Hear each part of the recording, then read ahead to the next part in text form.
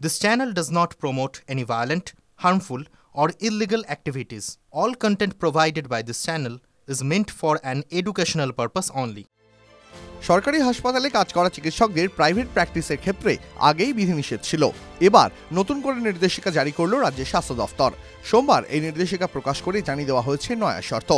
কোন চিকিৎসকরা প্র্যাকটিস করতে পারবেন, কোথায় রোগী দেখা যাবে তা জানিয়ে দেওয়া হয়েছে।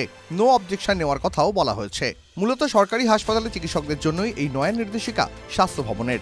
এবার থেকে প্রাইভেট প্র্যাকটিসের জন্য অর্থাৎ হাসপাতালের বাইরে চেম্বারে রোগী দেখার জন্য এনওসি নো অবজেকশন সার্টিফিকেট নেওয়া বাধ্যতামূলক। একই সঙ্গে জানানো হয়েছে নন প্র্যাকটিসিং অ্যালাউন্স বা এনপিএ গ্রহণ করলে মিলবে না ওই এনওসি, অর্থাৎ যারা এনপিএ নেবেন তারা হাসপাতালের বাইরে রোগী দেখতে পারবেন না। স্বাস্থ্য শিক্ষা অধিকর্তা বা স্বাস্থ্য অধিকর্তার কাছ থেকে অনুমতি নিতে হবে, তারপরেই মিলবে প্রাইভেট প্র্যাকটিসে ছাড়পত্র। তবে পোস্টিং অর্থাৎ কর্মস্থলের 20 কিলোমিটারের বাইরে প্রাইভেট প্র্যাকটিস করা যাবে না। সরকারি জায়গা বা কোয়ার্টারেও প্রাইভেট প্র্যাকটিসের ক্ষেত্রে নিষেধাজ্ঞা থাকছে। সম্প্রতি এক পৃথক নির্দেশিকায় রাজ্যের মেডিকেল কলেজে চিকিৎসকদের সপ্তাহে 6 দিন উপস্থিতিও এক প্রকার বাধ্যতামূলক করা হয়েছে।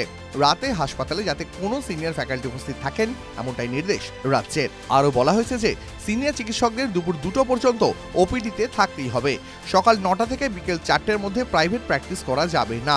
কর্তব্যে গাফিলতি প্রমাণ হলে কঠোর পদক্ষেপ করা হবে বলে সতর্ক করছে স্বাস্থ্য ভবন।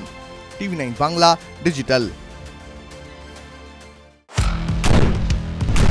আপনার সমস্যা দিনে দুপুরে ডাকাতি করে আপনাদের কোনো অসুবিধা বাড়িতে থাকতে পারছি না, ঘটনা হোক বা দুর্ঘটনা, বিস্ফোরণ স্থলের একেবারে কাছে ব্যানারগুলো খুলে ফেলা হচ্ছে, রীতিমতো ধূলিসাৎ হয়ে গিয়েছে স্টুডিওয় না সোজাসুজি হটস্পট থেকে আমি শর্মিষ্ঠা। দুটি নৃশংস হত্যাকাণ্ডের অভিযোগ উঠে আসছে। শুধু আপনার কথা, শর্মিষ্ঠা মানে খবরের হটস্পটে আপনাদের নিয়ে যাবে। হটস্পট সোম থেকে শনি সন্ধ্যে 7:30টায় টিভি9 বাংলায়।